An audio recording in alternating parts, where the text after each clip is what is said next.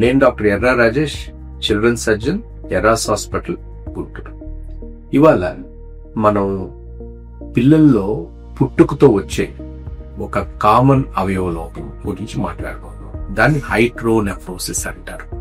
ఏంటి హైడ్రోనెఫ్రోసిస్ అంటే ఏంటి? హైడ్రోనెఫ్రోసిస్ అంటే మూత్రపిండాలు వాపుని హైడ్రోనెఫ్రోసిస్ అని.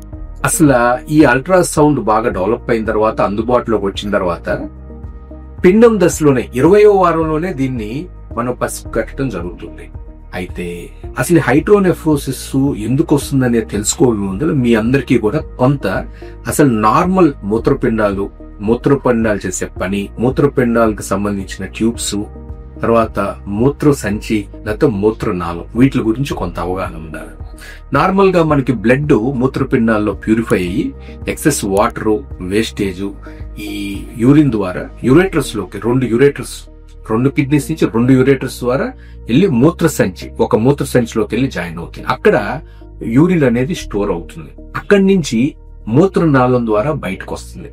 ఇప్పుడు ఇక్కడ మనం గమనించుకోవాల్సింది ఏంటంటే, ఈ మూత్రపిండాలు వాపు అంటే హైడ్రోనెఫ్రోసిస్ కి 3 ముఖ్యమైన కారణాలు ఉంటాయి. ఒకటి, మూత్రపిండం దగ్గర నుంచి యూరేటర్స్ కి మధ్యలో అంటే పియూజే దగ్గర అడ్డుపడటం వల్ల పియూజే అబ్స్ట్రక్షన్ జరుగుతుంది. 2, మూత్రనాళం అంటే మూత్ర సంచి నుంచి బయటకు వచ్చే మూత్రనాళంలో మధ్యలో పొరలు ఉండటం వల్ల, ఈ పొర ఉండటం వల్ల ఒంటేలు అడ్డుపడి మూత్ర సంచి మరియు 2 కిడ్నీలు మూత్రపిండాలు వాపు వచ్చే అవకాశం ఉంది. 3వది VUR అంటే వెజైకో యూరిట్రిక్ రిఫ్లెక్స్ అంటే మూత్ర సంచి ఆ 2 యూరేటర్స్ కి మధ్యలో బ్లాక్ ఉండటం వల్ల గానీ లేకపోతే వెనక్కి తల్లటం వల్ల గానీ. ఇవి గనక ఈ మూత్రపిండాలు వాపు హైడ్రోనెఫ్రోసిస్ ని మనం నెగ్లెక్ట్ చేస్తే ఏమవుతుంది? ఇప్పుడు పిండం దశలో రాగానే ఒక పీడియాట్రిక్ సర్జన్ ని కలిస్తే వారు దాన్ని ఫాలో అప్ చేసి, ఒకవైపు మూత్రపిండం ఉంటే వాళ్ళు ఒక ప్లాన్ చెప్తారు. డెలివరీ అవ్వగానే మళ్ళీ డాక్టర్ గారిని కలిసి స్కాన్ చేయించుకొని ఇది ఉందా లేదా నిర్ధారించుకొని దాని ప్రకారం మీరు డాక్టర్ సలహా మేరకు వైద్య సహాయం పొందాల్సిన అవసరం ఉంటుంది. అయితే ఈ మూత్రపిండాల వాపులన్నిటికీ కూడా సర్జరీ అవసరం లేదు. చాలా వరకు వాటంతా అవే సమస్యపోతాయి. లేదా కొన్నిటికి మనం మెడిసిన్స్ ద్వారా సమస్యపోయేటట్టు చేయొచ్చు, కొన్నిటికి ఆపరేషన్ ద్వారా చేయాలి. అయితే ఈ మూత్రపిండాల వాపులు అన్నిటికీ కూడా ఆపరేషన్ అవసరం లేదు. వెరీ ఫ్యూ 20% వాటికి ఆపరేషన్ అవసరం అవుతుంది. సో ఈ మూత్రపిండాల వాపుని మనం గనక నెగ్లెక్ట్ చేయటం వల్ల, వాటిని గనక మనం అశ్రద్ధ చేయటం వల్ల ఏం జరగవచ్చు? కామన్ గా మూత్రపిండాలు ఇన్ఫెక్షన్ జరగవచ్చు.